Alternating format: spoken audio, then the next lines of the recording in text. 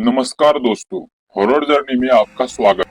आज हम आपको एक ऐसी दिल दहला देने वाली स्टोरी सुनाने जा रहा हूँ, जो एक ताम्रपत्र की शापित गाथा है।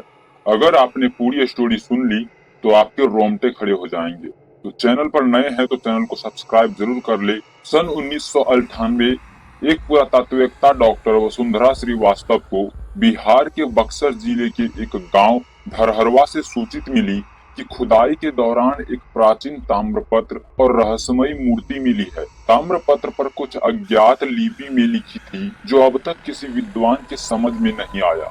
गांव के लोगों का मानना था कि यह वस्तुएं शापित है, क्योंकि इनकी खुदाई के बाद गांव में अचानक कई अजीब घटनाएं होने लगी। मवेशियों की मौत, लोगों का बीमार पड़ना और रात को गांव के बाहर किसी स्त्री की चीखें सुनाई देना। डॉक्टर वसुंधरा को रहस्य और इतिहास में विशेष रुचि थी। उन्होंने तुरंत अपनी टीम के साथ धरहरवा जाने का निर्णय लिया। टीम में उनके साथ थे अनिरुद्ध मिश्रा, एक युवा भाषा शास्त्री, रमेश ठाकुर, फोटोग्राफर और वीडियोग्राफर, प्रीति रॉय, स्नातक पुरातात्विद, और सभी मिलकर ताम्रपत्र की रहस्य को जानने के लिए निकल पड़े। गांव में पहुंचते ही उन्होंने महसूस किया कि वहां का माहौल बेहद तनावपूर्ण था। कोई उनसे बात नहीं करना चाहता था।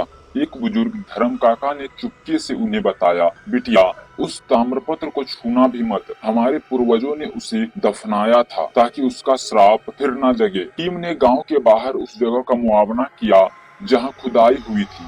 वहां उन्होंने सिर्फ ताम्रपत्र और मूर्ति को देखा, बल्कि पास के कुछ जली हुई हड्डियां और राख भी मिली। ताम्रपत्र बेहद प्राचीन था और उस पर एक औरत की आकृति बनी थी, जिसके चारों तरफ जंजीरें थी और आंखों से खून बह रहा था। अनिरुद्ध ने ताम्रपत्र की लिपि को देखकर बताया, यह कोई प्राचीन नागवंशी लिपि हो सकती है, लेकिन कुछ शब्द संस्कृत से भी मिलते जुलते हैं। रात को उन्होंने उस ताम्रपत्र की तस्वीरें ली, लेकिन अगली सुबह रमेश ने बताया कि सारी तस्वीरें धुंधली हो गई थी। कैमरा अचानक बंद हो गया था और उस रात रमेश ने सपने में एक औरत को देखा, जो कह रही थी, मुझे क्यों जलाया। गांव के पास एक पुराना जलाशय था, जिसे लोग मृतकों का कुंड कहते थे। वहां अक्सर रात को पानी अपने आप उबलने लगता था। वसुंधरा ने अनुमान लगाया कि यह स्थान उस ताम्रपत्र से जुड़ी हो सकती है। उन्होंने स्थानीय पुजारी से पूछा, जिसने बताया, ये सब राजकुमारी अर्णवती की आत्मा का प्रकोप है। वह एक नागवंशी राजकुमारी थी, जिसे जिंदा जंजीर में बांधकर जमीन में दफन कर दिया गया था। यह ताम्रपत्र उसी की आत्मा को बंद रखने के लिए था। प्रीति को तब अचानक बुखार हो गया और वह बड़बड़ाने लगी। वो आ रही है, वो जमीन से बाहर निकल रही है। उस रात प्रीति अचानक अपने टेंट से गायब हो गई। घंटों खोजबीन के बाद वे उसे कुंड के पास बेहोश पाए। उनके शरीर पर नाग जैसे निशान थे, जैसे किसी ने उसे कस कर पकड़ा हो। जब उसे होश आया तो उसने कांपते हुए कहा, मैंने उसे देखा, उसकी आंखें जल रही थी। उसने कहा था कि तू सब मरोगे, इस भूमि की नींद क्यों तोड़ी। डॉक्टर वसुंधरा अब भी चाहती थी कि इस रहस्य को हल किया जाए। उन्होंने ताम्रपत्र को दिल्ली भेजने की योजना बनाई, लेकिन उसी रात पूरा गांव अंधेरे में डूब गया और आंधी के बीच गांव के कुछ घरों में आग लग गई। लोगों ने देखा कि एक सफेद साड़ी में लिपटी औरत, जिसके बाल बहुत लंबे थे और वो गांव के बाहर मंडरा रही। अनिरुद्ध ने उसी रात ताम्रपत्र की कुछ पंक्तियां पढ़ ली थी, जो रक्त भूमि पर जलाई जाएगी, उसका श्राप 7 पीढ़ियों तक पीछा करेगा। पर ताम्रपत्र का बंधन टूटेगा तो अग्नि भी नहीं रोकेगी उसे।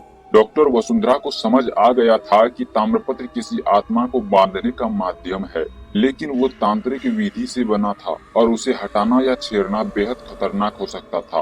गांव में एक बूढ़े तांत्रिक घनश्याम बाबा को बुलाया गया, जो कभी इस भूमि के रक्षक माने जाते थे।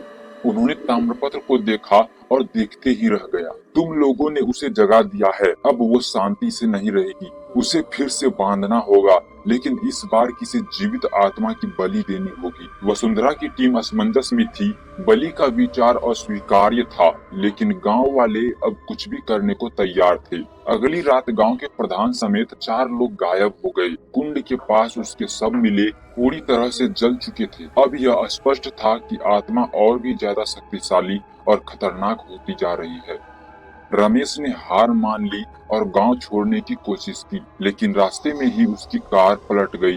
वह बुरी तरह घायल मिला, उसकी जुबान काट दी गई थी अब डॉक्टर वसुंधरा के पास कोई विकल्प नहीं बचा था। डॉक्टर वसुंधरा ने घनश्याम बाबा के साथ एक यज्ञ का आयोजन किया, जिसमें ताम्रपत्र को पुनः ऊर्जा से बांधना था। इस बार ताम्रपत्र को एक विशेष नागलोहा चक्र में रखा गया, लेकिन अंतिम क्रिया तभी पूर्ण होती जब कोई स्वयं को उस आत्मा के सामने बलिदान करे। तभी प्रीति ने आगे बढ़कर कहा, मैंने उसे देखा है, अगर मुझे ही उसकी जरूरत है तो मैं तैयार हूँ। यज्ञ के बीच प्रीति उस जगह गई जहाँ मूर्ति मिली थी। अचानक जमीन फटने लगी और एक भयानक छाया बाहर निकली। प्रीति ने ताम्रपत्र को अपने रक्त से सींचा और मंत्रों का उच्चारण किया। एक झटके से पूरी जमीन कांपने लगी और आत्मा एक तेज चीख के साथ फिर से उसी ताम्रपत्र में कैद हो गई। प्रीति बेहोश हो गई लेकिन जीवित थी।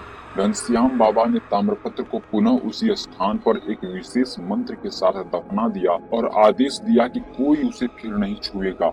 गांव धीरे धीरे सामान्य होने लगा, लेकिन डॉक्टर वसुंधरा की डायरी में अंतिम पंक्ति आज भी किसी को सुकून नहीं देती। अगर आपको कोई ऐसी ताम्रपत्र जैसी कोई चीज मिले तो उसे अपने पास न रखे, या तो डाकघर में प्रवेश कर दे या उसे फेंक दे, नहीं तो आपके गांव में भी ऐसी घटनाएं हो सकती है। मिलते हैं अगले वीडियो में, तब तक के लिए बाय बाय दोस्तों।